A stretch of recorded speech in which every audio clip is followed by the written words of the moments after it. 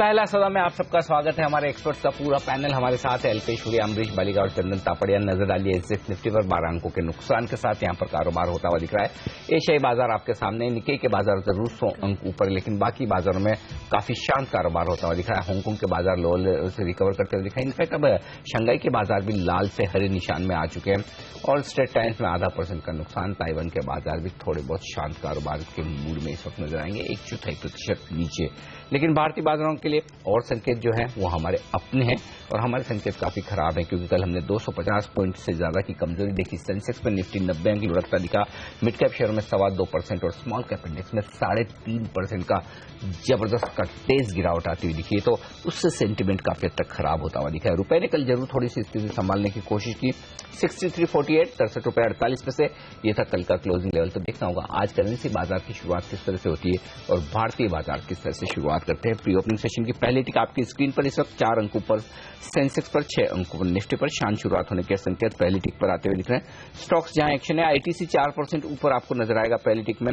Maruti Suzuki के numbers के बाद कुछ अपग्रेड्स आते हुए 1.25% के आसपास की तेजी वहां पर बनती हुई दिखेगी। बैंक ऑफ बड़ौदा 6% नीचे आपको नजर आएगा शुरुआती टिक में और अब यहां पर 3.5% के आसपास का नुकसान। तो ये कुछ एक स्टॉक्स हैं जो एक्शन में आपको दिखेंगे इस वक्त शुरुआती कारोबार में। आईसीआईसीआई बैंक पर नजर डालिए और यहां पर भी कुछ एफआई ब्रोकरेज हाउस तो पॉजिटिव होते हुए दिखे नंबर्स के बाद में। हालांकि कल स्टॉक पर काफी मार पड़ती हुई दिख रही है। रुपए पर पॉजिटिव शुरुआत होती दिखी है, 13 पैसे की मजबूती के साथ रुपए ने शुरुआत की, तो थोड़े बेहतर संकेत करेंसी मार्केट से आते हुए दिख रहे हैं। 1.4% के आसपास की मजबूती करेंसी मार्केट में इस वक्त आपको नजर आएगी।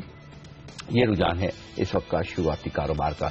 जियोमेट्रिक सॉफ्टवेयर ये है स्टॉक जिस पर आज एक्शन देखने को मिल सकता है। वो एक्शन शायद नेगेटिव साइड पर हो, क्योंकि कल बाजार बंद होने के बाद बेहद कमजोर नतीजे इस कंपनी ने पेश किए। आपके सामने नंबर रख दूं, मुनाफा सिर्फ 80% गिरा है और रेवेन्यू 7.5% नीचे आता हुआ दिखा है तिमाही दर तिमाही। और स्टॉक में एक क्वार्टर में जो रनअप हुआ स्टॉक की प्राइस में, अगर आप 3 महीने का चार्ट देखेंगे तो आपको अंदाजा लगेगा कि किस तरह से जबरदस्त तेजी हुई। लोग अंदाजा लगा रहे थे कि शायद यहाँ पर प्रोमोटर्स की तरफ से बिकवाली हो सकती है, वो एग्जिट कर सकते हैं, कुछ दूसरे इन्वेस्टर आ सकते हैं। इस उम्मीद में स्टॉक चढ़ तो काफी गया, लेकिन नंबर्स बेहद खराब है। यहाँ पर राय दोनों ही लेनी चाहिए, फंडामेंटल भी और टेक्निकल भी। पहले टेक्निकल राय अल्पेश आपसे, क्या चार्ट्स क्या कह रहे हैं? अनिल जी, आपने एक बात बहुत अच्छी कही कि मुनाफा सिर्फ 80% गिरा है। तो यहाँ पे एक बट नेचुरल एक डबल टॉप की फॉर्मेशन स्टॉक्स के अंदर बन चुकी है करीबन 205 के लेवल के पास में, और जिस हिसाब से 160 का एक इंपॉर्टेंट सपोर्ट लेवल हुआ करता था वो स्टॉक्स ने तोड़ा है। तो ये कंप्लीटली एक रिवर्सल हुआ है चार्ट का, और मैं समझता हूँ कि ये गिरावट जो है ये और भी आगे बढ़ेगी और डाउन साइड में हमको आने वाले दिनों में 115 से 120 तक के लेवल्स देखने को मिल सकते हैं। अगर किसी के पास में है, कोई भी उछाल आता है यहाँ पे, एक बारी के लिए आपको निकल ही जाना है। डाउन साइड में ये लेवल आने ही आने ऐसा मुझे लग रहा है। उछाल की कितनी संभावना है, as a big question Amrish, क्योंकि लगातार यहाँ पर वो स्टेक सेल की खबरें आती हैं, अफवाहों के चलते वो स्टॉक भागता है और काफी बुरे फंसे हैं लोग। स्पेशली आप देखें फंडामेंटल परफॉर्मेंस और भी कमजोर होती हुई। Yeah, it's possible, and I think overall in this sector also clearly there are currency headwinds, and because of which मुझे लगता है कि most of the stocks will still fall further from here. अब क्योंकि आपने ओवरऑल सेक्टर की बात की, इन्फोसिस केस इन पॉइंट यहाँ पर कितनी और कमजोरी संभव है? इन्फोसिस में भी कमजोरी लगती है, possibly either 4 to 5%, but then if you're talking about the mid caps, I think the fall could be anywhere between 20 to 30% because that's the way they had moved up. चलिए, तो यहाँ पर मिड कैप काउंटर्स में शायद वो deeper corrective move आता हुआ दिखाई देगा आईटी की जब हम बात करते हैं। ओके, गोदरेज इंडस्ट्रीज, चंदन, वायदा कारोबार के ट्रेडर्स के लिए कहीं कोई संकेत हैं यहाँ पर पॉजिटिव होने के? क्योंकि मुंबई में एक बड़ा लैंड बैंक इनके पास है, समझाया जा रहा है कि मैनेजमेंट संकेत ये दे रहा है कि एक अलग सब्सिडरी में उसे शिफ्ट करके एक लैंड बैंक को मोनेटाइज किया जाए या फिर आगे इसमें एक वैल्यू अनलॉकिंग की संभावना बन सके। 342 रुपए के आसपास स्टॉक ट्रेड करता हुआ दिख रहा है गोदरेज इंडस्ट्रीज। क्या खरीदारी का मौका है वायदा कारोबार के ट्रेडर्स के लिए? जी नहीं, देखिए ओवरऑल बाजार जिस हिसाब से गिरा है उतनी वीकनेस यहाँ पे नहीं देखने को मिल रही है, तो डाउन साइड वापस सपोर्ट आ सकते हैं। कल के ट्रेडिंग सेशन में भी यहाँ पे जब स्टॉक में बिकवाली हुई थी तब लॉन्ग के लिक्विडेशन हुए थे। तो ओवरऑल जो पिछले कुछ सीरीज से यहाँ पे लॉन्ग्स बने हैं वो अभी तक मेजरली इंटेक्ट है, और मेरा मानना है कि 328, 325 का जो सपोर्ट जोन है वो यहाँ पे होल्ड करना चाहिए। कल के दिन भी वो लो बना के इसने वापस रिवर्स करने की ट्राई की, तो यहाँ पे एक छोटे से स्टॉप लॉस 325 के साथ ट्रेड किया जा सकता है। ऊपर मेरा मानना है यदि इन लेवल को होल्ड करता है तो 365 382 लेके 380 तक के लेवल यहाँ पे देखने को मिल सकते हैं। तो इमीडिएट जो लो बना है उसका स्टॉप लॉस या उस लेवल को ध्यान रख के ट्रेड करें। चंदन, मारुति के शेयर पर आपकी क्या राय रहेगी? कल के नतीजों के बाद अब भी एफआईआई ब्रोकरेजेस कह रहे हैं कि एक अच्छी अपॉर्चुनिटी है, 4,300 से 4,500 के टारगेट्स आए हैं मक्वारी सीएलएसए जैसे निवेशकों की ओर से, लेकिन चार्ट पर क्या आपको लग रहा है वो मूव आता दिखाई देगा और शॉर्ट टर्म में किस तरह का हरकत रहेगी? जी हाँ, जहां तक मारुति की बात कर रहे हैं, स्टॉक है बाजार की बिकवाली के बावजूद भी अपने आप को होल्ड कर रहा है। रिसेंटली इसने 3385 के आसपास एक मल्टीपल सपोर्ट लेके वापस रिवर्स लिया है। 3 दिनों से लगातार यहाँ पे अपने आप को होल्ड कर रहा है। रिसेंटली जो लो बनाया है वहां पे अच्छे खासे सपोर्ट देखने को मिल रहे हैं। नीचे में स्टॉक में थोड़ी सी पुट राइटिंग भी देखने को मिली है। कल के ट्रेडिंग सेशन में स्टॉक ने 6 to 7% का एडिशन ओपन इंटरेस्ट में देखने को मिला है और जिस हिसाब से ये पॉजिटिव मूव एक्सटेंड हो रहा है, लग रहा है इमीडिएट टारगेट है वो 3793 जो इसका हाई है वहां तक जा सकते हैं और उसके ऊपर निकलता है तो मेरे हिसाब से नेक्स्ट लेग ऑफ रैली यहाँ पे स्टार्ट हो सकती है। तो ऑटो काउंटर में जो सेलेक्टिव स्टॉक्स है उनमें एक मारुति है जो लगातार बाजार में आउट परफॉर्म कर रहा है और बाजार की बिकवाली के बावजूद भी यहाँ पे स्ट्रेंथ बनी हुई है। तो ट्रेडर्स यहाँ पे trading as well as investment के लिए दोनों तरह के ट्रेड के लिए यहाँ पे फोकस कर सकते हैं। ओके, तो ये रहा आती स्टॉक पर। कावेरी सीड्स के चार्ट्स देखकर बताएं अल्पेश, क्या संकेत है? क्योंकि आरबीआई की तरफ से जो स्टेटमेंट आया है कि एफआईआई की लिमिट यहाँ पर पूरी हो चुकी है, फ्रेश खरीदारी नहीं हो सकती। यहाँ पर भी इस स्टॉक में भी काफी फंड्स इंटरेस्टेड थे, उन्होंने खरीदारी भी की। स्टॉक में एक बेहतरीन रनअप भी होता हुआ दिखा। शायद इस खबर के बाद थोड़ा स्टॉक में करेक्शन आता हुआ दिखे। सॉरी अनिल जी, इसके चार्ट मेरे पास अवेलेबल नहीं है तो कोई भी कमेंट्स करना मेरे लिए मुश्किल होगा। आप ट्रैक करते हैं अमरीश स्टॉक को? नहीं, डोमेस्टिक फंड्स ने बड़ी खरीदारी की थी स्टॉक में, मेरे ख्याल से 200-300 से ये भी स्टॉक 900,000 तक पहुंचा है। एब्सोल्युटली, बट जब भी इस टाइप का खबर आता है that the limits are full, उसके बाद एक गिरावट आती है because most of the demand is from the FIIs and at the same time since this is already become a multi bagger and normally in a market like this जब sentiment खराब हो जाता है, lot of these multi baggers are the biggest losers. So I think exactly the same thing could happen as far as Kaveri seeds is concerned. कुछ देर पहले हम वॉकहार्ट की बात कर रहे थे जहां पर हमने एक टेक चेक लिया था, लेकिन अमरीश इधर फंडामेंटली अब आपको क्या लग रहा है? क्या द वर्स्ट इज ओवर या फिर आगे स्टॉक में और भी कमजोरी और नेगेटिव खबरों का सिलसिला जारी रहेगा? आज इनफैक्ट जो भी रूमर्स रहे हैं मार्केट में उसको थोड़ी बहुत क्लियर आउट करने के लिए मैनेजमेंट की प्रेस कॉन्फ्रेंस भी है, लेकिन स्टॉक आज देखिए फिर से प्री ओपन सेशन में 7% नीचे। मुझे तो लगता है कि ये वीकनेस शायद कंटिन्यू करेगा unless of course there is some clarity from the management which I hope will come, but till then you will clearly see that weakness and the question is as to how much the market believes what the management says. Actually 7% तो हंसता ये कल की कमजोरी को discount करने की कोशिश कर रहा है, क्योंकि कल बंद होते होते 25% नीचे था स्टॉक और एवरेज क्लोजिंग 18% नीचे है। तो तकनीकी तौर पर क्या लेवल्स इंपॉर्टेंट है वॉकहार्ट के लिए? अब यहाँ पर अल्पेश बताएं आप। इसमें एक फ्लैग फॉर्मेशन बनी अनिल जी और नीचे की तरफ का फ्लैग टूटा है और आपकी कल सहयोगी चैनल पर हमने इसको करीबन ऑन द अपसाइड में 1650 में जब मार्केट ओपन हुआ तभी सेल करने के ग्राई भी दी थी और एक अच्छी खासी गिरावट देखने को मिली। मैं समझता हूँ ये कंटिन्यू रहेगी और जो पहला सपोर्ट जो इंपॉर्टेंट बन रहा है वो करीबन 1100 से पहले नहीं बन रहा है, तो मैं समझता हूँ ये गिरावट और भी आगे हो सकती है और 1100 के पास में कहीं पे भी अगर एक बारी के लिए स्टॉक्स रुकता है तो उसके बाद में हमको आधी चार्ट से कोई कंफर्मेशन इसके अंदर लेना चाहिए। ओके, तो यहाँ पर दोपहर तक का इंतजार तो डेफिनेटली कर लेना चाहिए क्योंकि तब तक क्लियर हो जाएगा कि मैनेजमेंट इन क्या डेवलपमेंट्स पर और हमारे साथ जानकारी शेयर कर सकता है। लेकिन इस बीच जहां पर प्री ओपन सेशन में हमने देखा है कुछ नरमी का ही माहौल बनता हुआ दिखाई दिया है, क्या आज के दिन और भी बिकवाली के सौदे लेते हुए ट्रेडर्स दिखाई देंगे या फिर कुछ थोड़ी बहुत खरीदारी का भी माहौल बनेगा?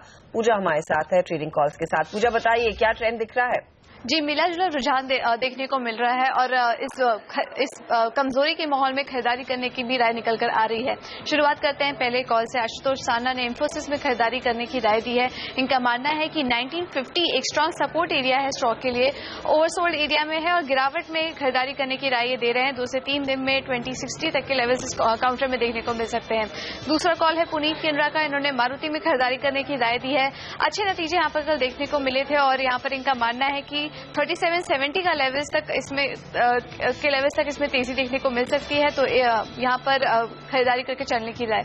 अगले 2 कॉल्स के लिए हमारे साथ बने हुए अल्पेश फुरिया। गुड मॉर्निंग अल्पेश, बताइए आज आप क्या बिकवाली करने की राय देंगे या खरीदारी की? या गुड मॉर्निंग पूजा। मैं समझता हूँ यहाँ पे stock specific action looking at the expiry में समझता हूँ ये कंटिन्यू रहेगा और हमारी दोनों ही स्टॉक्स के अंदर बिकवाली की राय होगी। सबसे पहला हमारा सेल्कोल होगा सेंचुरी टेक्सटाइल के अंदर। यहाँ पे मैं समझता हूँ एक लोअर टॉप लोअर बॉटम की फॉर्मेशन बनी है और 675 के जो एक इंपॉर्टेंट सपोर्ट थे फॉर वेरी शॉर्ट टर्म वो कल के सत्र में ब्रीच होते हुए दिखे। तो मैं समझता हूँ 675 का एक स्टॉप लॉस लगा के आपको बिकवाली करनी चाहिए। ये डाउन साइड और डाउन साइड मूवमेंट जो है वो कंटिन्यू रह सकते हैं और डाउन साइड में आपको 600 तक के भी लेवल्स आने वाले 4 से 5 सत्र में देखने को मिल सकते हैं। और दूसरा सेल्कोल होगा यहाँ पे LIC हाउसिंग फाइनेंस। इसमें भी देखिए आप एक स्विंग इसकी जो बॉटम है वो तोड़ने की तैयारी में है और जिस हिसाब से ऑसिलेटर में वीकनेस दिख रही है मैं समझता हूँ कि ये बिकवाली हावी हो सकती है। ऑन द अपसाइड में मैं समझता हूँ 436 ये नियर टर्म में कहीं भी ऊपर जाना मुश्किल होगा और डाउन साइड के जो लेवल्स है टारगेट कहीं पे भी 400 तक के आपको 3 से 4 दिनों में आते हुए दिख सकते हैं। Thank you Alpesh. आखिरी कॉल में नीरव वखारिया IDFC में बिकवाली करने की राय दे रहे हैं। 165 के लेवल को स्टॉक ने ब्रेक किया और इनका मानना है कि आगे और भी ज्यादा करेक्शन देखने को मिल सकता है। अगले 3 दिनों में 156 तक की गिरावट इस काउंटर में देखने की उम्मीद है। 5 में से 3 कॉल्स में जानकार बिकवाली करने की राय दे रहे हैं, यानी कि बिकवाली की तरफ रुझान ज्यादा है आज के सेशन में भी। और कल के सेशन में चंदन हमने देखा FMCG स्टॉक्स जिन्हें हम जनरली बड़े डिफेंसिव मानते हैं वहां पर भी फिर से कमजोरी बढ़ती हुई दिखी। कोई FMCG काउंटर है आपके रडार पर जहां पर आप शॉर्ट पोजीशन बनाना चाहते हैं? जी अनिल जी, देखिए मेरे हिसाब से डिक्लाइन आती है तो मैं यहाँ पे खरीदारी की सलाह रहेगी, स्पेशली ITC में। देखिए ITC पिछली सीरीज में 20% ज्यादा का इसने क्रेक देखा था। 410 के लेवल बनाने के बाद में वहां से 320 यानी कि 100 पॉइंट से ज्यादा का करेक्शन देखा था, बट इस सीरीज में अपने आप को होल्ड कर रहा है। सपोर्ट वाइज बाइंग नीचे पे आ रही है तो ITC यदि गिरावट आता है तो खरीदारी की सलाह रहेगी।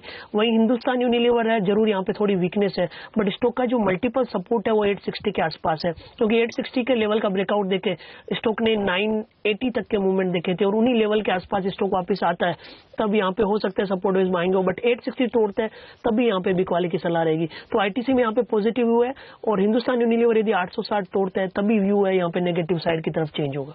ओके, तो एक और यहाँ पर रिव्यू चेंज टाइम लगाएगा, स्पेशली इन काउंटर्स में जहां पर हमने देखा है नॉर्मली कुछ रेस्क्यू करते हैं सेल ऑफ में, लेकिन लगातार बिकवाली का दबाव FMCG काउंटर्स में भी बना हुआ है। कल एक पूरी ग्रुप की काफी धुलाई हुई, वो थी UB ग्रुप, चाहे वो यूनाइटेड ब्रूवरीज हो, UB होल्डिंग या फिर यूनाइटेड स्पिरिट्स। अब मामला ऐसा दिख रहा है कि विजय माल्या कोर्ट ही जाएंगे, जहां पर USL के बोर्ड ने इनको नॉन एग्जीक्यूटिव चेयरमैन के पद से हटाने की पहल की है।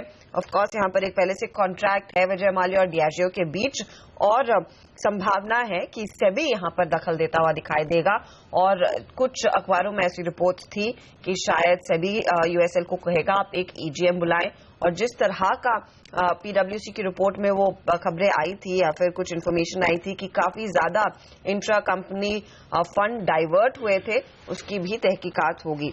अब इन डेवलपमेंट्स के बीच अमरीश, क्या सलाह होगी निवेशकों के लिए? यूनाइटेड स्पिरिट्स पर लोगों ने दाव इसीलिए लगाया कि यहाँ पर Diageo का मैनेजमेंट रहेगा, लेकिन विजय माल्या पद छोड़ने को तैयार नहीं है। In fact, after this news of Diageo, we should remember कि ये स्टॉक करीब 1100-1200 का भाव था, वहां से उसके बाद 3500। Absolutely, it went to 3,500. But we should remember कि जब भी controversy होती है any company में, तो it clearly affects the performance. At the same time, we don't know how many more skeletons are there. They've already written off, I think, close to about 4,000 to 5,000 crores. I don't know how much more they may have to write off and how many skeletons more will come. तो इस level पे, I would not recommend fresh buying. So I think there will be a correction, maybe at levels closer to 25,000-26,000, which is much lower than where it is right now. I think at those levels it could make sense. Okay, तो फिलहाल इंतजार करें खरीदारी के लिए, लेकिन ये बात सही है कि साफ तौर पर जो इंटरेस्ट बना है फंड्स का वो तब बना है जब Diageo एक बड़े इन्वेस्टर के तौर पर और प्रमोटर के तौर पर इस कंपनी में आता हुआ दिखा है और उसी बाद स्टॉक की री रेटिंग होती हुई नजर आई। स्टॉक्स जहां पर एक्शन थोड़ा पॉजिटिव साइड पर हो सकता है आज शुरुआती कारोबार में, उनमें ऑटो स्टॉक्स नजर आ रहे हैं। टाटा मोटर्स, मारुति पॉजिटिव खुलने की तैयारी में है और यहाँ थोड़ी बहुत खरीदारी हो सकती है, ये संकेत आते हुए दिखा। लेकिन रिजल्ट्स के दम पर जो एक्शन दिखेगा उन स्टॉक्स में 6% नीचे ज्योमेट्रिक खुलने की तैयारी में। इंटेलिएक्ट इंटेलेक्ट डिजाइन एरिना ये एक और स्टॉक है जो 4% नीचे खुलने की तैयारी में, और किर्लोस्कर ब्रदर्स में 6-6.5% के आसपास की यहाँ पर एक तेजी का रुझान बन सकता है दमदार नतीजों के चलते। लेकिन एक और स्पेस फार्मा शेयरों में, चंदन वोखाड़ का हमने डिस्कशन किया, लेकिन बाकी फार्मा स्टॉक्स भी कोई मजबूत हो वैसा नहीं। कोई एक स्टॉक जहां पर आपको शॉर्ट या लॉन्ग पोजीशन बनाने का मौका आज के सेशन में दिखता हो वोखाड़ के अलावा? जी हाँ, देखिए यहाँ पे सारे फार्मा काउंटर्स में सेल ऑफ देखने को मिल रहा है। फार्मा काउंटर है पिछली सीरीज में या इस सीरीज के मिड में अच्छे खासे परफॉर्म कर रहे थे, बाजार को अच्छे खासे लेवल से आउट परफॉर्म कर रहे थे, बट यहाँ पे ये मोमेंटम फिजल आउट हो चुका है। ओरो फार्मा ने एक नेगेटिव पैटर्न बना रहा है और सारे यहाँ पे फार्मा काउंटर में शॉर्ट के बिल्टअप है, तो मेरे हिसाब से सारे काउंटर में 3 से 4% का डाउन साइड देखने को मिल सकता है। ओरो फार्मा मेरा मानना है नीचे में 1175 तक का इस तरह वो छू सकता है। ओके, तो ये राय आती हुई इन सारे शेयरों पर। अब बाजारों के खुलने की तैयारी बता दूं आपको, प्री ओपनिंग सेशन में बाजार दिख रहे हैं 38 अंक ऊपर सेंसेक्स पर, निफ्टी पर 2 अंकों की मजबूती के साथ शुरुआत होने के आसार, लेकिन मिड कैप और स्मॉल कैप शेयरों में अब भी रुझान खरीदारी की तरफ की बिकवाली की तरफ ही दिख रहा है। 1.4% के आसपास की कमजोरी वहां पर दिख रही है प्री ओपनिंग सेशन में, जबकि बैंक निफ्टी एकदम फ्लैट खुलने के संकेत देता हो। तो शांत शुरुआत होगी, लेकिन इंटरेस्टिंग तो ये होगा कि शांत शुरुआत होने के बाद क्या 8,200 के नीचे फिसलते हैं बाजार, या फिर पहले 8,300 की तरफ बढ़ने की कोशिश करते हैं। 8,150 वो लेवल है जहां पर हमारे दोनों एक्सपर्ट्स ये कह रहे हैं कि शायद बाजार सपोर्ट लेने की कोशिश करे नीचे की तरफ। 8,350 होगा। पहले टिक आपकी स्क्रीन पर 32 अंक ऊपर है सेंसेक्स और निफ्टी 1 अंक नीचे। सेंसेक्स और निफ्टी एकदम शांत लेकिन अलग डायरेक्शन में शुरुआत दिखाते हुए इस वक्त आपको नजर आएंगे। स्टॉक्स पर नजर आइए, कमजोरी कहां से आ रही? भारतीय एयरटेल 1% नीचे, एक्सेलटेक 1.5% नीचे, इंडसइंड बैंक 2% नीचे, सिप्ला में कमजोरी है, आईटीसी 1% नीचे खुलता हुआ दिख रहा। तो फार्मा शेयरों की कमजोरी आज भी बरकरार, लुपिन सिप्ला दोनों ही कमजोर खुलते हुए दिख रहे हैं आज के सेशन में। वेदांता में 1% के आसपास की कमजोरी, मुश्किल से कुछ एक स्टॉक्स हैं जो पॉजिटिव है। इसमें आईसीआईसीआई बैंक का जिक्र करना होगा, 3% का बड़ा उछाल आता है और सीएलएसए की रिपोर्ट के बाद। बीपीसीएल 1% मजबूत है, टाटा मोटर्स में भी थोड़ी तेजी, ओएनजीसी 1% की मजबूती देता हुआ, लेकिन जो फिसले हैं स्टॉक खासतौर से एक्सेलटेक 3% का बड़ा कटअप और 45 अंकों का नुकसान इसी वजह से आपको दिखेगा। सेंसेक्स में निफ्टी ज्यादा कमजोर, 8,200 के नीचे फिसलता हुआ पहली बार फरवरी 2014 के बाद, और 27 अंकों का नुकसान निफ्टी पर होता हुआ दिखा। तो एक और अहम आंकड़ा तोड़ता हुआ निफ्टी। आइए वायदा कारोबार की तरफ। वोखाड़ 7% नीचे, यूनाइटेड ब्रूअरीज 4% नीचे, पेट्रोनेट एलएनजी 4% का कट, जेएसडब्ल्यू एनर्जी कल कमजोर नतीजों के बाद फिसला, आज फिर से 3% नीचे। ट्रेडर्स के पसंदीदा काउंटर्स में HDIL, JSW Energy, Aurobindo Pharma, IRB Infra, IBull Real, जो नाम लें आप, ये सारे के सारे स्टॉक्स आज फिर से अच्छे खासे कमजोर होते हुए दिख रहे हैं। तो फिर मजबूत क्या है? आईसीआईसीआई बैंक, एमटेक ऑटो 2% आज फिर से मजबूत, एचपीबीपी आईओसी मजबूत है, ओएनजीसी मजबूत है, यहां से खरीदारी। हाँ, आइडिया एक और स्टॉक है जहां पर आज नतीजों के पहले एक मजबूती दिख रही। तो आइडिया और भारतीय, जो हम शुरुआत में बात कर रहे थे अल्पेश के साथ, की भारतीय कमजोर और आइडिया मजबूत, एग्जैक्टली वही ट्रेड इस वक्त आप होते हुए देखेंगे। बैंक निफ्टी पर नजर डालिए, यहां पर इंटरेस्टिंग रुझान दिख रहा है, लगभग 1.4% से ज्यादा की मजबूती होती दिख रही है। वहीं मिड कैप शेयरों में कट बढ़ता हुआ 0.5% का। और कौन से स्टॉक्स आपके रेडार पर? प्रेशर पॉइंट्स आपके लिए हाजिर करते हैं। ज्योमेट्रिक सॉफ्टवेयर नतीजे काफी खराब रहे, जहां पर 90% का इरोजन, लगभग 80% का इरोजन प्रॉफिट में देखने को मिला। स्टॉक देखिए करीब 10% की गिरावट के साथ कर रहा है कारोबार, तो यहां पर हमने देखा एक बहुत बड़ा हिट आता हुआ। वॉकहार्ट 9% नीचे, अब हेवी वॉल्यूम्स पर काउंटर फिसला है। इंटेलेक्ट डिजाइन अरीना, जैसे हम आपको बता रहे थे, नतीजे खराब, और इस मिड कैप काउंटर में 7% की गिरावट देखने को मिली है। स्वराज इंजन्स के भी नंबर से कुछ खास अच्छा नहीं निकला है, मुनाफे में करीब 53% की गिरावट देखने को मिली है। वॉल्यूम्स कम रहते हैं स्वराज इंजन्स के, और वो काउंटर 5% टूटा है। इसके अलावा देखिए यूनाइटेड ब्रूअरीज में आज वो बिकवाली का सिलसिला बरकरार, 3.5% के नुकसान के साथ कारोबार बनता हुआ दिखाई दिया है। यूबी होल्डिंग्स भी 3% नीचे। यूएसएल का क्या हाल है? यूनाइटेड स्पिरिट्स, जहां पर उस चेयरमैनशिप की पद के लिए काफी रस्साकशी हो रही है, बोर्ड और विजय माल्या के बीच 0.5% के नुकसान के साथ कारोबार बनता हुआ दिखाई दिया है। स्ट्राइड्स को लैब पिटा है आज, 3% की गिरावट यहां पर देखने को मिली है। एनबीसीसी, पेट्रोनेट एलएनजी नंबर्स के बाद कल हमने देखा कुछ रिकवरी जरूर आई, लेकिन आज फिर से उन नेगेटिव खबरों का असर 2.5% नुकसान के साथ कारोबार कर रहा है। गुजरात गैस काफी पिटा है। इनफैक्ट इस पूरे हफ्ते या फिर पिछले पूरे हफ्ते से अगर आप कंपेयर करें तो इधर आज भी बिकवाली का दबाव और पिछले कुछ ट्रेडिंग सेशंस में 11% से ज्यादा का नुकसान देखने को मिला है। रोल्टा कुछ रिकवरी का नाम नहीं ले रहा है। और बिंदो फार्मा में, जैसे अनिल ने भी मेंशन किया, मुनाफा वसूली हावी है।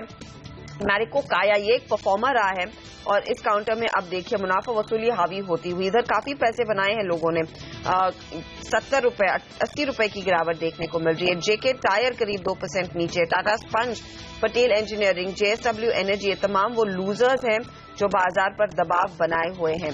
हालांकि कुछ स्पेसिफिक इंफ्रा कंपनियां हैं जहां पर तेजी देखने को मिली है। जीएमआर इंफ्रा देखिए 0.5% से बढ़त दिखा रहा है। आईवीआरसीएल में हमने देखा एक स्मार्ट मूव है, 3% के गेन्स आते हुए दिखाई दिए हैं। कुछ पावर कंपनियां भी हाजिर करते हैं आपके लिए, क्या वहां पर कुछ स्थिति बेहतर देखने को मिली। और इसके लिए एक ट्रिगर जरूर है, आज पीएसयू बैंक्स की बैठक होने वाली है वित्त मंत्रालय के ऑफिशियल्स के साथ, जिसमें इंफ्रा कंपनियां भी शामिल होंगी।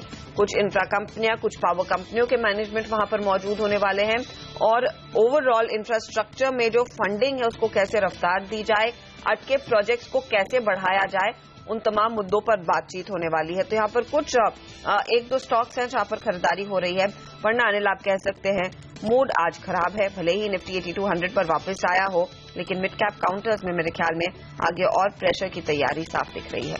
बिल्कुल, और इंटरेस्टिंग बात यह भी हर्षदा की जो डिफेंसिव माने जाने वाले काउंटर ही लीड करते हुए दिख रहे हैं बाजार की कमजोरी को। फार्मा और आईटी दो सेक्टर ऐसे हैं जो सबसे ज्यादा कमजोर है, आधा से 1% वो नीचे है। और एफएमसीजी भी इनफैक्ट तीनों ही सबसे 3 बड़े लूजर, तीनों ही डिफेंसिव। लेकिन फॉर अ चेंज आज बैंक निफ्टी में मजबूती है, 0.5% के आसपास की ऑयल एंड गैस स्पेस से मजबूती आती हुई दिख रही है। तो ये दो स्पेस ऐसी है जो बाजार को थोड़ा सा पॉजिटिव रुझान देती हुई नजर आ रही है। जो स्टॉक सेक्शन में उन्हीं पर राय ली जाए। जियोमेट्रिक हमने पहले भी वैसे बात की अल्पेश, लेकिन अब 12% का बड़ा कट आ चुका है, 126 रुपए पर स्टॉक ट्रेड करा है। अब कौन से अहम सपोर्ट लेवल हैं इस स्टॉक के लिए इस वक्त? देखिए, मैंने आपको पहले बताया 115 से 120 की एक रेंज है जहां पे ये स्टॉक स्ट्रॉन्ग सपोर्ट लेना चाहिए। लेकिन अगर किसी कारणवश अगर आप कहते हैं कि अगर ये रेंज ब्रीच होगी, क्योंकि जिस तरह से परिणाम आए हैं, और अगर 115 के नीचे भी अगर ये स्टॉक्स अपने आप को मेंटेन करता है, तो फिर मैं समझता हूँ एक बहुत बड़ा सा डाउनफॉल आपको देखने को मिलता है, जो स्टॉक्स को करीबन डाउन साइड में 90 से 95 तक के लेवल तक लेके जा सकता है। ओके, तो 90 to 95 तक के लेवल्स भी आते हुए दिखाई देंगे। चार्ट्स पर फिलहाल इंडिकेशन मिल गया है और उस काउंटर की हो रही है जमकर पिटाई। सन फार्मा, बजाज ऑटो, विप्रो जैसे काउंटर्स, यहाँ पर वो बिकवाली का सिलसिला हावी है। अमरीश, नॉर्मली ऐसे मार्केट में जहां पर मारकाट मचना शुरू होती है, कुछ काउंटर्स डिफेंसिव के तौर पर सामने आते हैं। प्रॉब्लम देखिए, एफएमसीजी कंपनियों में वैल्यूएशंस काफी हाई थे, काफी पहले भाग चुके थे। सन फार्मा जैसे काउंटर्स में काफी तेजी आ गई थी। तो अगर किसी ने कुछ बचाव करना है, कहां पर पोजीशन रखें, या फिर वो बचाव सिर्फ कैश में बैठ के होगा? मुझे लगता है कि बचाव केवल कैश में है, क्योंकि यहाँ से भी जो मुझे गिरावट दिख रही है over the next possible month and a half. In fact I been talking of levels of about 7,800 to 8,000. And again, I did not expect 8,200 so fast in just about 2 weeks. So in case we fall to those levels, then I think it's best to hold on to cash and maybe look at buying at that point of time. क्योंकि अभी जो भी खरीदारी करेंगे, I mean, I think you're sure to lose, because we may see a bounce back which could be only temporary, 2 or 3 days sort of a bounce back before the next fall. Okay. लेकिन अब तो अमरीश, जिस तरह से रुपए में कमजोरी होती हुई दिख रही है, अगर कोई आदमी डेट फंड में इन्वेस्टेड है तो वहां भी उसके लिए रिस्क है, वहां भी अब कैपिटल प्रोटेक्शन की मुश्किल हो रही है। हाँ, वहां भी थोड़ा बहुत रिस्क है, but I think the risk is much higher in equity market. सही बात है, इक्विटी में 10% निकलना आसान है, डेट फंड में शायद आधा 1% ही निकले। लेकिन फिलहाल अमरीश की राय है कैश में रहें, ज्यादा बेहतर होगा। लेकिन इंटरेस्टिंग ये दिख रहा है वोखार्ड का मूवमेंट दिन के हाई पॉइंट पर आया है। आज का लो फ्यूचर्स में देखिए 1202 का बनाया, अब 1275 पर ट्रेड कर रहा है। अभी अभी 1 मिनट पहले 1287 तक का हाई वोखार्ड ने बनाया। लो लेवल से काफी बेहतरीन रिकवरी होती हुई दिखिए। आज मैनेजमेंट की तरफ से एक कॉन कॉल होगी, उसमें सफाई दी जाएगी। मेरे ख्याल से शायद 2 बजे के आसपास उसका समय बताया जा रहा है कि मैनेजमेंट बात करेगा कि जो कुछ भी शायद चिकल थाना प्लांट को लेकर जो चिंताएं हैं यूएसएफडी की तरफ से, जिसकी वजह से शायद ये स्टॉक कल एक बड़ा करेक्शन देता हुआ नजर आया, वहां क्या डेवलपमेंट है, क्या सिचुएशन है। ये बताएं चंदन कि काफी वॉलेटाइल स्टॉक है, बड़े मूव हैं और दिन के लो लेवल से 80 रुपए की रिकवरी भी आती हुई दिखी है। क्या करना चाहिए वोखार्ड में इस वक्त? जी देखें, यहाँ पे कमजोरी लग रही थी और उसी हिसाब से यहाँ पे बिकवाली देखने को मिल रही है। देखें वो कार्ड की जो वॉलेटिलिटी है वो 35 to 40 रहा करती थी, अभी वॉलेटिलिटी वो 75% हो चुकी है और ये बढ़ती वॉलेटिलिटी की वजह से यहाँ पे अप और डाउन स्विंग यहाँ पे देखने को नजर आएंगे। मेरे हिसाब से कल के क्लोज के ऊपर वापस यदि होल्ड करता है तभी यहाँ पे जो शॉर्ट्स बने वो कवर होने के लिए आएंगे, अदरवाइज शॉर्ट्स है वो कवर नहीं होंगे, शॉर्ट्स पोजीशन बनी हुई रहेगी। तो उस हिसाब से आपको 1325 जो कल का क्लोज है उसको वॉच करना चाहिए। वो यदि निकले तभी आपके पास यदि लॉन्ग पोजीशन है बने रहे या फिर आपको शॉर्ट कवर करना है तो कर सकते हैं, अदरवाइज यहाँ पे अभी क्वाली यहाँ पे हावी रह सकती है। किसी के पास शॉर्ट पोजीशन है अभी तो फिलहाल 1325 का भी एक न्यू लेवल है, उसको वॉच करके वो ट्रेड करें। ओके, तो ये फिलहाल है स्थिति इस पर्टिकुलर स्टॉक में। लेकिन दूसरे काउंटर जहां पर हमने देखा है आज कुछ एक्शन और खरीदारी बनती हुई दिखाई दी है। एमटेक ऑटो करीब 2.5% की तेजी के साथ कारोबार करता हुआ, क्या ये आप ट्रैक करते हैं अल्पेश? ट्रैक तो नहीं करता हूं, लेकिन यहाँ पे अगर आप देखें तो ये स्टॉक्स जिस हिसाब से अपने एक लगातार लोअर टॉप लोअर बॉटम के फॉर्मेशन में चल रहा है, looking at the early charts, मुझे लगता है कि ऑन द अपसाइड में ये स्टॉक्स को करीबन रेजिस्टेंस है वो 170 के रेंज के पास में है और अगर ये स्टॉक फिर से 150 के नीचे मेंटेन करता है तो मैं समझता हूँ कि वहाँ पे फिर से आपको एक गिरावट देखने को मिलेगी जो करीबन स्टॉक्स को 140 से 145 तक के लेवल तक देखे जाएंगी। लेकिन इसी ग्रुप का और एक स्टॉक है एमटेक इंडिया, आप देखिए कि यहाँ पे कंटिन्यूसली एक आउट परफॉर्मेंस जारी है और ये स्टॉक लगातार आपको रिटर्न्स दे रहा है। करीबन ये जो हाई है 40 के पास से जो चली थी करीबन 105 के पास में आई है, तो मैं समझता हूँ कि 108 से लेकर 110 का एक लेवल ऐसा होगा जहाँ पे एक बारी के लिए अगर किसी ने लो लेवल में चेष्टा की बाई की तो एक बारी के लिए प्रॉफिट बुकिंग के बारे में सोचना चाहिए। ओके, तो एमटेक इंडिया में भी कुछ मुनाफा वसूली की जा सकती है। ऑटो की बात करते हुए मारुति अमरीश 50 रुपए ऊपर है, 3695 पर ट्रेड करता हुआ। नंबर्स अच्छे रहे लेकिन मैनेजमेंट की कमेंट्री में मुझे थोड़ा सा कॉशन कल सुनाई दिया जब उन्होंने कहा रूरल इनकम क्या हालत रहेगी। ऑफ कोर्स इनका ज्यादा इम्पैक्ट नहीं पड़ेगा, लेकिन क्या आपको भी लग रहा है 4000 एंड बियॉन्ड जाएगा ये काउंटर, तो अब एक मौका है इसे लेने का? मुझे तो थोड़ा मुश्किल लग रहा है, at least if you talking the next 4 to 6 months, क्योंकि ओवरऑल इवन जो मानसून का इफेक्ट है that will clearly be felt on the rural population और उसके कारण थोड़ा बहुत इफेक्ट रहेगा। No doubt the results were superb especially in a market like this, पर मुझे लगता नहीं कि immediately it can go to those levels. I think with the market it will correct to a certain extent, maybe an outperformer, but surely it will correct to a certain extent. शायद उस वक्त लेना चाहिए।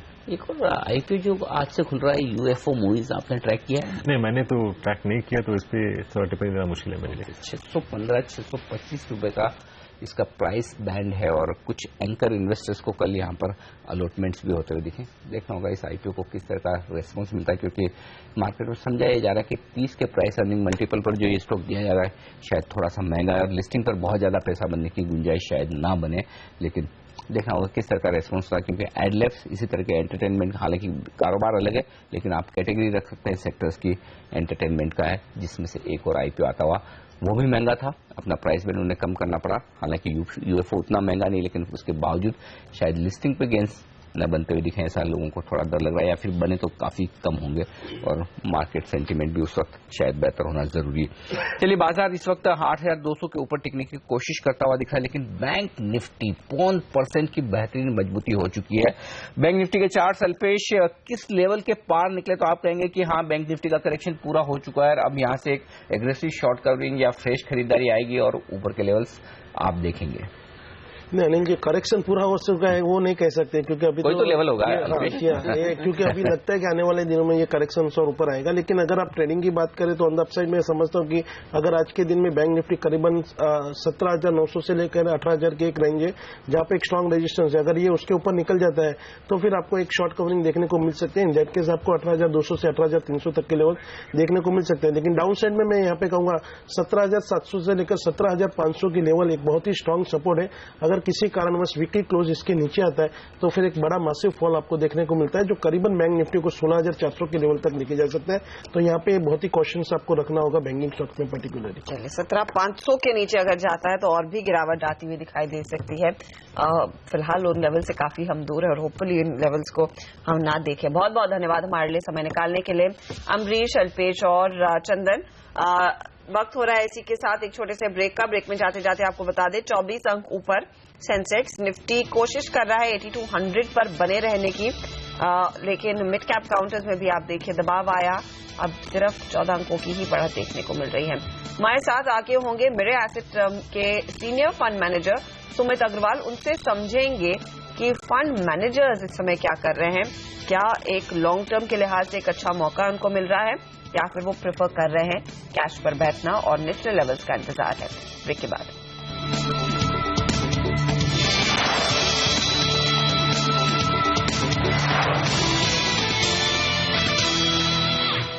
मजबूत होने की कोशिश करते हुए बाजार 50 अंक ऊपर है, सेंसेक्स और निफ्टी 10 अंक ऊपर 8,200 के ऊपर टिकने की कोशिश निफ्टी की होती हुई दिख रही है। इंटरेस्टिंग लेवल्स कुछ आपके सामने रखूं आज के सेशन के। निफ्टी का लो है 8,185 का, यानी कि हम 8,200 के नीचे कुछ मिनटों के लिए फिसले। 8,230 का हाई है, उसके बेहद करीब ट्रेड करते हुए दिख रहे हैं। लेकिन एक्शन असली और सही जो दिख रहा है आज बाजार में वो बैंक निफ्टी की तरफ है। देखिए सीएलएसए जैसे दिग्गज एफआई की तरफ से आईसीआईसीआई बैंक पर नतीजों के बाद पॉजिटिव रुझान दिखाने के बाद आईसीआईसीआई बैंक तो मजबूत है ही, बैंक निफ्टी लगभग 1% मजबूत हो चुका है। तो बैंक निफ्टी से ही आज फिर से स्ट्रेंथ आती दिख रही है इस बाजार में। ये एक अच्छा संकेत इस वक्त आप मानकर चल सकते हैं। लेकिन पिछले कुछ सेशंस बाजार के लिए अच्छे नहीं रहे। 8-10 सेशन से लगातार बाजार में कमजोरी का रुझान बना हुआ है और हम काफी अहम लेवल्स भी लगातार तोड़ते हुए दिखे। लेकिन बाजार का आगे का डायरेक्शन क्या रहेगा, क्यों बाजार में इतनी कमजोरी है और क्या ये गिरावट खरीदारी का मौका दे रही है, ये जानने की कोशिश करते हैं। हमारे साथ मिरे एसेट के senior fund manager Sumit Agarwal साहब कार्यक्रम में शामिल हो रहे हैं। सुमित जी, स्वागत है आपका सीएनबीसी आवाज पर। पहला सवाल यही लेना चाहता हूं, क्या वजह आप समझते हैं इस तेज बिकवाली की और एफआईएस की तरफ से जो बिकवाली हो रही है, क्यों वो नाराज हैं या फिर सिर्फ प्रॉफिट बुकिंग है? देखिए, एट द आउटसेट मैं ये बताना चाहूंगा कि हमें ये समझना चाहिए कि किस परिप्रेक्ष्य में यह सेलिंग हुई है। जैसे अगर आप जनवरी से देखेंगे तो जनवरी से मार्च तक के पीरियड में एफआईआई का पोजीशनिंग ग्लोबल मार्केट्स में टुवर्ड्स इंडिया बहुत ही फेवरेबल रहा है। And at the same time Chinese market या और दूसरे कंट्रीज के स्टॉक मार्केट रिटर्न्स और नेगेटिव। सो एफआईआईज बहुत ज्यादा हेविली इन्वेस्टेड इंडियन मार्केट्स में रहे हैं ड्यूरिंग दैट पीरियड।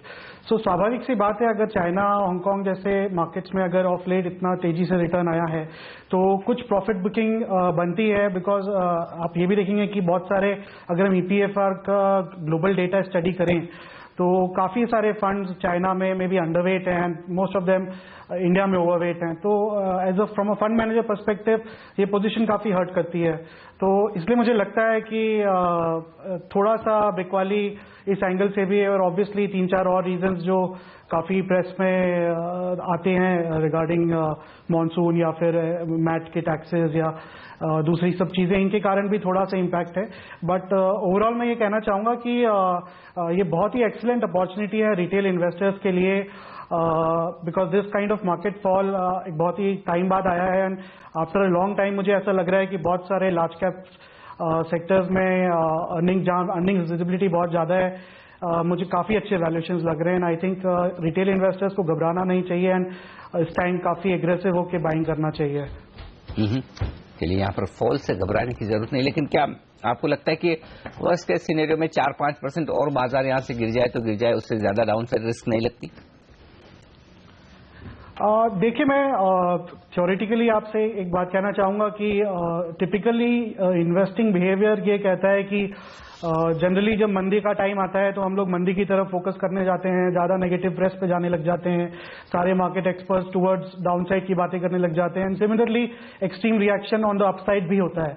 लेकिन as a balanced investor, as an equity investor, long term investing के हिसाब से ऐसे टाइम हमें बैलेंस अप्रोच रख के we have to look at the fundamentals and बहुत ही कैलकुलेटेड कॉल लेना चाहिए उस समय, जो मुझे इस समय काफी अच्छी सिचुएशन लग रही है। सो मैं ये एब्सोल्यूट डाउनसाइड यहाँ से 4-5% है या 3-4% है उस पर कमेंट नहीं करना चाहूंगा। बट अगर आप देखें तो बहुत सारे लार्ज कैप स्टॉक्स ऐसे हैं जहां पर काफी समय बाद वैल्यूएशन आपके फेवर में आ गए हैं। इनफैक्ट अगर आप थोड़े बहुत जैसे ऑटोमोबाइल सेक्टर में फॉर एग्जांपल देखेंगे तो देयर वाज अ टाइम जहां पे ऑटो एंसिलरीज दे वर बहुत trading at very high valuations. अभी आज की तारीख में देखेंगे तो बहुत सारे original equipment manufacturers auto ancillary company से सस्ते वैल्यूएशंस पे मिल रहे हैं। So obviously they have big scale, management execution अच्छा है, अर्निंग्स विजिबिलिटी काफी है और ग्लोबल कमोडिटी का भी एडवांटेज है, सॉफ्टनेस का। So therefore I think stock specific approach रखें और large cap stocks plus some good quality stocks which are available at good valuations now after the correction, वो देखें तो बहुत ही अच्छी अच्छी अपसाइड यहाँ से अगले 2-3 साल के लिए दिखती है, तो आई थिंक इन्वेस्टर्स को इसका बहुत लाभ उठाना चाहिए। अब ऐसे में सुमित, फिर क्या आप मार्केट के इस फॉल में खरीदारी करने के लिए तैयार हैं? क्या आपने वो फंड्स लगाए हैं? और स्पेशली जो सबसे बड़ा फेयर फैक्टर था other than the FI sell off, वो रिजल्ट्स के लिए था। रिजल्ट्स में इतना हमने देखा नहीं है कि अच्छा परफॉर्मेंस आगे आता हुआ दिखाई देगा। शायद ये पेन एक और क्वार्टर में संभव है, तो क्या आप कॉन्ट्रा कॉल्स ले रहे हैं? देखिए, जहाँ तक कैश डिप्लॉयमेंट की बात है, एज अ हाउस हम लोग काफ़ी ज़्यादा कैश रखते नहीं है, बट फिर भी aggressively we have deployed a lot of cash.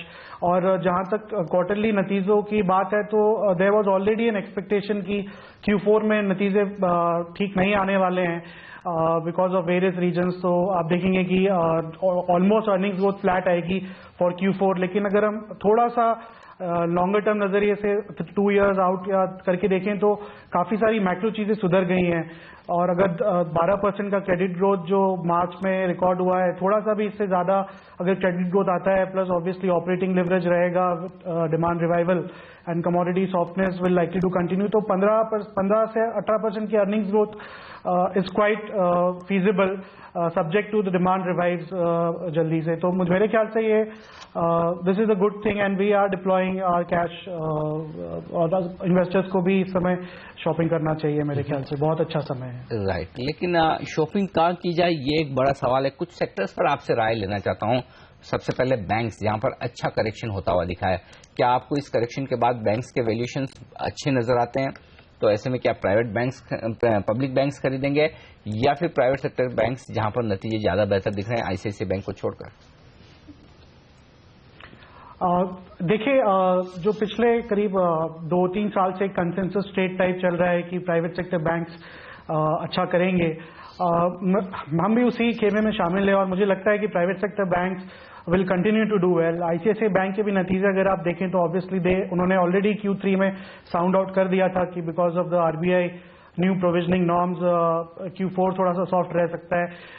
But आप इस कॉन्टेक्स्ट में देखिए कि पिछले 2-3 सालों में सारे प्राइवेट सेक्टर बैंक्स ने रिटेल बुक काफी एग्रेसिवली ग्रो किया है और corporate credit on the other hand काफी स्टेडी, मतलब सॉफ्ट ग्रोथ है 5 से 7-10% की इन सम ऑफ द बैंक्स। तो आप अगर ओवरऑल कॉर्पोरेट एसेट क्वालिटी का रीजन बता के अगर आप ये आर्गुमेंट रखें कि नहीं बैंकिंग स्टॉक्स में नुकसान हो सकता है या एनपीए बढ़ सकते हैं, तो मैं ये पॉइंट बताना चाहूंगा क्योंकि रिटेल प्रपोर्शन बढ़ चुका है और रिटेल आसानी से ग्रो कर रहा है, अच्छा क्रेडिट कॉस्ट भी अच्छी है। तो from that perspective overall impact on the book value उतना ज्यादा नहीं रहेगा। तो प्राइवेट सेक्टर बैंक्स में हम लोग काफी पॉजिटिव हैं। एंड पब्लिक सेक्टर बैंक की जहां तक बात आती है तो देखिए एक ट्रेड हमेशा रहता है जब ये banks half time price to book पे आ जाते हैं due to whatever reason every 1 or 2 years। तो एक ट्रेडिंग अपसाइड बनता है, पर उसमें we don't believe in that trading upside because all said and done ये बैंक्स कैपिटल चैलेंजेस हैं और काफी सारी चीजें और हैं। इन सब के बावजूद सब लोग करीब 10 से 11% की रिटर्न ऑन इक्विटी बनाते हैं और उस return on equity obviously it is much lower than the current cost of equity और उस पे half time price to book भी चल रहे हैं। तो मैं नहीं समझता हूं कि वो सस्ती चीजें हैं। तो इन सब चीजों में मुझे लगता है कि अगर पब्लिक सेक्टर बैंक्स भी अगर एक फ्रॉम अ बेंचमार्क पर्सपेक्टिव देखना चाहिए तो may be large cap banks पे आप ध्यान दे सकते हैं। बट ओवरऑल मैं कहूंगा कि प्राइवेट सेक्टर बैंक्स अभी भी मुझे लगता है कि काफी अच्छी अपसाइड दे सकते हैं यहाँ से from a slightly longer term perspective. Okay, तो यहाँ पर प्राइवेट सेक्टर बैंक्स में कुछ मौके होंगे और साथ ही पीएसयू में स्पेसिफिक मूवर साबित होंगे। लेकिन ऑटो कंपनियां यहाँ पर सुमित जो सबसे वरिंग फैक्टर रहेगा स्पेशली 2 व्हीलर्स के लिए, जिसकी हम चर्चा लगातार कर रहे हैं, वो है वीकर मॉनसून की आशंका और वो पूर्वानुमान से ऑफकोर्स स्टॉक्स ने रिएक्ट भी किया है। क्या यहाँ पर फिर बायस ज्यादा फ्लोज का रहेगा 4 व्हीलर साइड पर? क्या आपको लग रहा है कमर्शियल व्हीकल बिजनेसेस में कुछ रफ्तार बनती हुई दिखाई दे सकती है तो वहां पर और एलोकेशंस बढ़ेंगे? हाँ, देखिए जहां तक सीवी साइड है ये बात निश्चित है कि थोड़ा सा इंडस्ट्रियल रिकवरी में डिले हुआ है अगेंस्ट एक्सपेक्टेशन और एक काफी हद तक सीवी सेक्टर का डिमांड 15-20% एग्रीकल्चर से आता है, थोड़ा माइनिंग से भी आता है, तो वो चीज में हमें लग रहा है कि थोड़ा सा और टाइम लगेगा इन द रिवाइवल। बट जहां तक वीक मानसून के जो IMD के फोरकास्ट आए हैं, मैं कहना चाहूंगा it is too early to call, क्योंकि बहुत जल्दी है मानसून के बारे में कोई भी राय बनाना। ऑब्वियसली अदर एजेंसीज हैं जिन्होंने नॉर्मल मानसून की घोषणा की है या प्रिडिक्शन की है, बट ओवरऑल मुझे लगता है कि distribution of monsoon is more important in the actual level of monsoon. किस किस क्षेत्र में बारिश हो रही है और वहां के वाटर रिजर्वायर लेवल कैसे हैं, सरकार उनसे कैसे डील कर रही है, प्रीएम्प्टिव स्टेप्स कैसे ले रही है। तो मुझे लगता है कि और एक बात और ध्यान रखिए, आपने 2 व्हीलर और 4 व्हीलर्स की बात करी, तो पिछले 4 सालों से 2 व्हीलर्स मार्केट ऑलमोस्ट फ्लैट है, और और 4 व्हीलर्स में भी अगर आप देखें थोड़ी सी भी रिकवरी हो रही है। कल ही जैसे एक लीडिंग कंपनी के नतीजे आए हैं, उन्होंने कहा है फर्स्ट टाइम बायर्स की वापसी हो रही है मार्केट में। सो जब मार्केट ये 3-4 साल की सिक्लिकल डाउनसाइड से बाहर आता है तो काफी पेंटअप डिमांड रहती है, और ऐसे में मुझे लगता है नियर टर्म अगर आप मानसून का रख के और किसी चीज के कारण आपको लगता है कि तो डिमांड सॉफ्ट रहेगी तो दैट इज ओके, बट आपको थोड़ा सा स्लाइटली लॉन्गर टर्म व्यू लेना चाहिए, 1 ईयर 2 ईयर आउट सोचना चाहिए एज एन इक्विटी इन्वेस्टर। और एंड स्पेशली अब आफ्टर दिस करेक्शन बहुत वैल्यूएशन आपके काफी सपोर्ट में है, तो इसलिए लार्ज कैप ऑटो नेम्स में भी काफी वैल्यू मुझे लगती है इस समय। लेकिन एक स्पेस जिन्होंने कमजोर नतीजे दिए हैं लगातार वो है IT शेयरों की। काफी लंबे समय बाद ऐसा दिखा है कि लगभग सारे दिग्गज बाजार की उम्मीदों से कमजोर नतीजे दे रहे हूं। TCS, Wipro, Infosys, HCL tech चारों दे चुके हैं, सिर्फ दिग्गजों में अब HCL टेक बाकी रहा है। यहाँ पर क्या करना चाहिए कमजोर नतीजे के बाद? क्या अब खरीदारी का मौका है जो करेक्शन हुआ है वो, या फिर फिलहाल IT शेयरों में और रिस्क है अभी नीचे जाने की?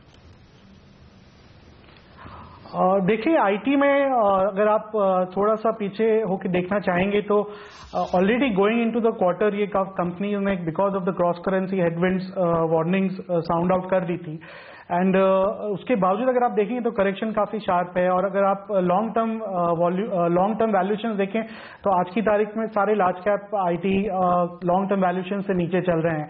तो हाँ, नियर टर्म सॉफ्टनेस है, बट मुझे ऐसा लगता है कि जो क्रॉस करेंसी हेडविंड्स थी worst of that is possibly behind us, and रुपये भी आपने देखा है कि थोड़ा सा डेप्रिशिएट होना चालू किया है। एंड एक और मैं तरीका मानता हूं कि बहुत सारी जितनी IT कंपनीज है, देखिए काफी सारा रेवेन्यू ग्लोबल है, सो आप इन्हें इंडियन कॉस्ट ऑफ इक्विटी पे वैल्यू करेंगे या ग्लोबल रेवेन्यूज है तो ग्लोबल कॉस्ट ऑफ इक्विटी पे करना चाहिए। और लॉन्ग टर्म वैल्यूएशन मतलब आज के वैल्यूएशन के हिसाब से they are factoring in a no growth valuation. तो मुझे लगता है कि इतना ज्यादा प्रॉब्लम नहीं है IT स्टॉक्स में। आफ्टर दिस करेक्शन कहीं IT स्टॉक्स काफी अट्रैक्टिव लग रहे हैं। ओके, तो टेक्नोलॉजी में यहाँ पर अब भी अच्छे खासी कमाई के मौके, अट्रैक्टिव है ये स्पेस। भले ही इन काउंटर्स में हमने देखा है नंबर्स पर दबाव देखने को मिला। वॉकहार्ट का स्टॉक आपके लिए एक बार फिर हाजिर करते 3.5%, अब लगभग 4% नीचे।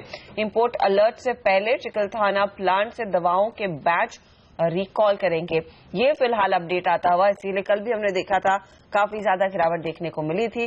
वो काउंटर आज भी करीब 3% कमजोर है। कोई पेशेंट सेफ्टी को लेकर रिस्क नहीं उठाना चाहती है कंपनी, और इसीलिए उन्होंने चिकलथाना प्लांट से जो दवाइयां बनाई गई हैं वहां पर कुछ और रिकॉल किए हैं। इस पर एक अपडेट आगे भी लेकर आएंगे। याद रखिए आज दोपहर को मैनेजमेंट मीडिया से बात करने वाला है, उस पर CNBC आवाज की नजरें भी रहेंगी, वहां से अपडेट्स आपके लिए लेकर आएंगे। फिलहाल लेंगे हम एक छोटा सा ब्रेक, और सुमित बहुत बहुत धन्यवाद हमारे लिए समय निकालकर अपनी राय देने के लिए मार्केट्स पर और ओवरऑल डायरेक्शन भी। तो अपॉर्चुनिटीज यहाँ पर म्यूचुअल फंड निवेशक साफ तौर से देख रहे हैं, और उनको लगता है रिटेल के लिए भी एक अच्छा मौका है पैसा लगाने के लिए, अगर आप एक लॉन्ग टर्म के लिहाज से सोच रहे हैं। लेंगे एक ब्रेक, आगे हमारे साथ जुड़ेंगे एम्बिट कैपिटल के इंस्टीट्यूशनल इक्विटीज के CEO सौरभ मुखर्जी। उनसे समझेंगे कि बाजार में FIIs कितनी और बिकवाली करते हुए दिखाई देंगे, वहां पर मूड कुछ सुधरेगा या नहीं। ब्रेक के बाद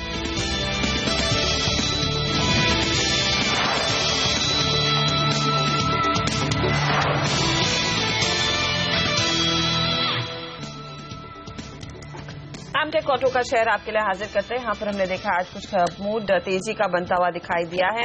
इनफैक्ट साही टेक कॉर्प की उन्होंने कुछ कंपनियों को एक्वायर किया है। और ज्यादा डिटेल्स लेते हैं एमटेक ऑटो की सीनियर एमडी और ग्लोबल सीईओ जॉन फ्लिंथम हमारे साथ लाइन पर है। Mister Flintham, thanks for joining us on CNBC Awaaz. If you could give us an update on these acquisitions. Yes, good morning. Yeah, I'm pleased to report that we've purchased from a private equity company in Japan 3 manufacturing facilities in Japan, 2 in China, and a strategic joint venture holding in China. 2 in Thailand, sorry, and a strategic holding company in China. The total revenues of the group that we've purchased are 2,300 crores.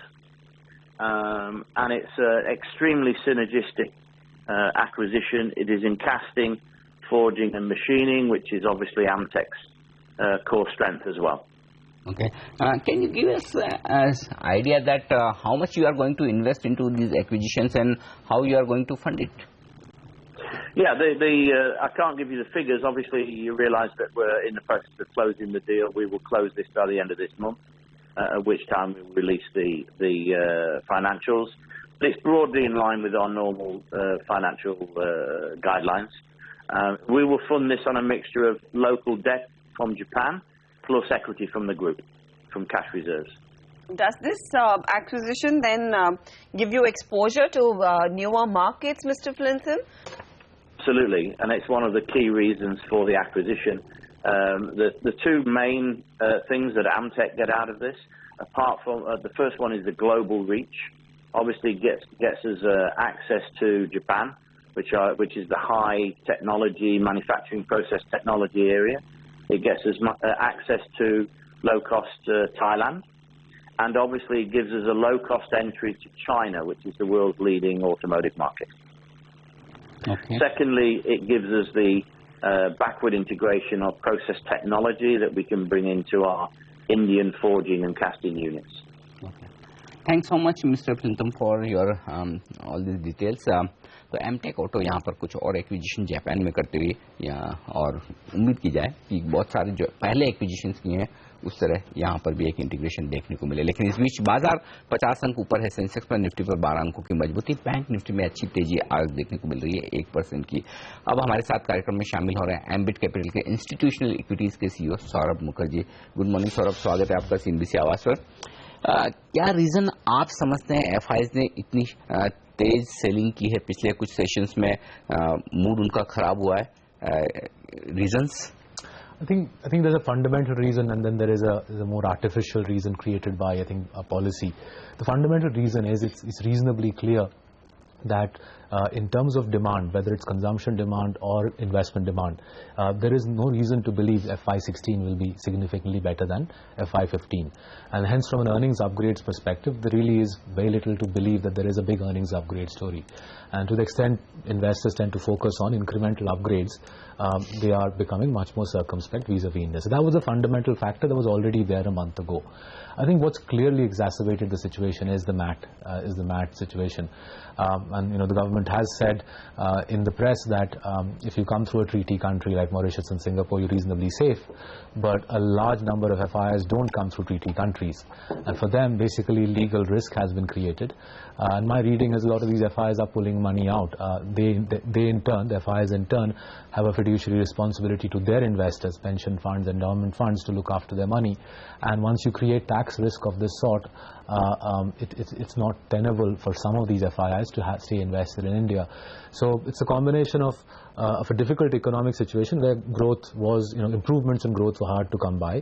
But I think what really has catalyzed this sell-off is the MAT complication, and I'm hopeful that the government will do something sooner rather than later, because if they don't, the selling will continue. जो आपने economy की बात की, कितना time लग सकता है उस टर्न अराउंड को वाकई में आने के लिए, और अगर वो एक साल के अंदर नहीं दिखाई देता है तो क्या फिर दूसरे मार्केट्स की ओर फिर पैसा फ्लो होता हुआ दिखाई देगा? Look, I mean, it's hard to sort of nail exactly how long it will take, but I think to put it in a different manner, it's difficult to see corporate capex recovering in the current fiscal. Right? There's very little grounds for believing that the large power, infra, metals, mining, oil and gas companies will suddenly embark on a capex spree. Therefore, the onus for capex largely lies with the government and with the public sector entities. Until we see roads projects actually getting initiated and cement hitting the ground, railways doing significantly more capex, the likes of ONGC, Coal India, Power Grid, NTPC doing substantially more capex, it will be difficult. It will be difficult to see growth improving. I think that's what we are looking for: tangible signs, concrete signs that either government or PSU capex is on an upward trend. Until we see that, it's very difficult to see the growth environment improving. Saurabh, एक और बड़ा मुद्दा जो है land acquisition bill का, कितना market के लिए इम्पोर्टेंट है, और अभी कुछ इंडिकेशन ऐसे भी आ रहे हैं शायद गवर्नमेंट थोड़ा सा वेट करे और हो सकता है इस सेशन में लैंड एक्विजिशन बिल को ना करें. अभी क्लैरिटी नहीं है, बट अगर ऐसा होता है कि इस सेशन में लैंड एक्विजिशन बिल को नहीं यहाँ पर रखा जाता है, अगले सेशन तक के लिए इंतजार करना पड़े, तो फिर मार्केट कैसे और नेगेटिवली लेगा? I think clearly for a number of FIIs, land acquisition has become almost like a magical thing, that somehow if land acquisition comes through, the growth environment will radically improve. I think the importance of it unfortunately has been overstated, but it is what it is. It is an important catalyst in FII's eyes, and if we do get a land acquisition bill, even a diluted land acquisition bill in this session, it will have some effect in holding the market up. I'm not so sure pending clarity on MAT, the FII outflows will stop. But at least if we get clarity on land acquisition and it goes through Parliament, I think there will be some degree of stability in the market. Fundamentally, I don't think it will lead to a big improvement in the economy, but from a psychological perspective, land acquisition clearly has become a big driver. क्योंकि आप कह रहे हैं कि माहौल अभी थोड़ा सा सर्कमस्पेक्ट है, ऐसे में फिर पैसा कहाँ पर लगा के रखें, क्योंकि a lot of people have invested money, retail निवेशक अब हाल फिलहाल में आते दिखाई दिए थे और मिड कैप्स में अच्छा खासा एग्जिट हुआ है, and I'm sure the big funds have started getting out. तो क्या कुछ सेफ्टी है, कुछ ऐसे पोर्टफोलियोज हैं जहां पर आपको लग रहा है पैसा सेफ रह सकता है, क्योंकि सब कुछ महंगा है और सब कुछ पिट रहा है, चाहे वो टेक्नोलॉजी हो, फार्मा हो, FMCG कंपनियां हो. So how would you remain safe in a market like this? So I think two perspectives. One of the things I think we have to recognize that an asset class like equities, which can give you a rally from 18,000 Sensex in September 2013 to 27,000 now. And that sort of asset class which is giving you a return like that, you're likely to see ups and downs there, and perhaps regardless of what you invest in, you might see a pullback over the next even say from now till Diwali. And that being said, there are ways to create a portfolio which has low downside risk and heavy upside exposure, and our consistent point of view on your channel and in our research has been that buy good and clean stocks, well managed companies, strong balance sheets, super cash flows, clean management teams. And my point of view is that even if you do that today, you'll still build a great portfolio. So just to give a couple of names from that sort of point of view, PI Industries, it's an agrochemicals company, 40% sales in India, 60% sales in the export market, well-run company, strong cash generation, strong return on capital employed. I think it's worth buying even in these circumstances. I think the earnings outlook actually is reasonably strong for PI Industries. Another company I would say is Torrent Pharma, mid-cap pharma company, well-run pharma company, an improvement over the last 3 years in fundamentals. You get earnings visibility, you get a well-run company. So if you build a portfolio of these sorts of names, if you wanted to take larger stocks, a Coal India, a PGCIL, companies with earnings visibility, earnings strength, if you build a portfolio of good and clean stocks, even in a difficult time, you're giving yourself an ability to get the upside and you're protecting your downside risk. एक और यहाँ पर बाजार की down side risk पर ही फिर से आपसे एक ओपिनियन लेना चाहता हूँ सौरभ, और वो ये कि क्या लगता है कि मार्केट 8,000 या इसके नीचे जाने के लिए रेडी होता दिख रहा है, या फिर सिर्फ एक आध ये सीरीज का करेक्शन है और शायद मई वाला बेहतर हो, या फिर ट्रेडिशनली जो मई का महीना काफी खराब रहता है, कहते हैं कि sell in May and go away, वो फिर से देखने को मिलेगा, या इस बार कुछ उल्टा हो सकता है? हालांकि आपके लिए शॉर्ट टर्म प्रेडिक्ट करना थोड़ा मुश्किल होगा, बट ये सब लोग मार्केट में इस वक्त जानना चाहते हैं. So let me put it like this. I think there's reasonable grounds for believing that at least for 4-5 months it'll be hard to see grounds for earnings upgrades, right? Until something tangible emerges on the capex front, most likely from the public sector world, until something tangible emerges on the capex front, it's difficult to see reasons for upgrades. During that 4-5 month period, unless this MAT issue is resolved, I think there's good grounds for believing the market will shed points. Now, how far down can it go? Is it a 10-15% downward trade? I can't put numbers around it, but I think a 10% downward trade can't be ruled out given the seriousness of the MAT situation. That being said, if I had to look out over a 12-month basis, do I think the Sensex will be above where it is today 12 months out? And I think the answer is almost certainly yes. There's enough sustenance in the economy, and the government is reasonably proactive on policy making for me to believe that there is some degree of downside protection here. And hence, my point of view will be still buy equities, but buy sensibly run high quality companies, which will allow you to profit when the mood improves, and especially when this MAT issue gets resolved. This issue has to be resolved, otherwise the selling will be hard to stop. Absolutely. और मैं आपके ambit capital के CEO Ashok वाधा साहब से भी बात कर रहा था, और आप चूंकि काफी एफआई से बातचीत करते हैं, सेंस सारा यही मिल रहा है कि एफआई इस मामले को लेकर अब भी काफी परेशान है। इस मामले पर एक फाइनल आउटकम आना बेहद जरूरी है सरकार की तरफ से कि मैट जो कि ट्रीटी वाले देश हैं उनके अलावा सिंगापुर, मॉरिशस, नीदरलैंड के अलावा भी काफी एफआईज हैं जो अलग अलग देशों से कारोबार करती है, उनके लिए क्लैरिटी आना बहुत जरूरी है। शुक्रिया आपका सौरभ हमारे लिए वक्त निकालने के लिए और आज अपनी पूरी राय बाजार और सेक्टर्स पर देने के लिए। बाजार कमजोर शुरुआत करने के बाद थोड़ी सी रिकवरी के मूड में आते हुए दिख रहा है, और इस रिकवरी को लीड कर रहा है बैंक निफ्टी सेंचुरी मारता हुआ सेंसेक्स। पहला सौदा में आज के लिए इतना ही, लेकिन आगे नजरें रहेंगी कमोडिटी मार्केट की ओपनिंग पर, और साथ ही साथ आपको बताएंगे आवाज आईपीएल का अपडेट। बने रहिए CNBC आवाज के साथ। नमस्कार।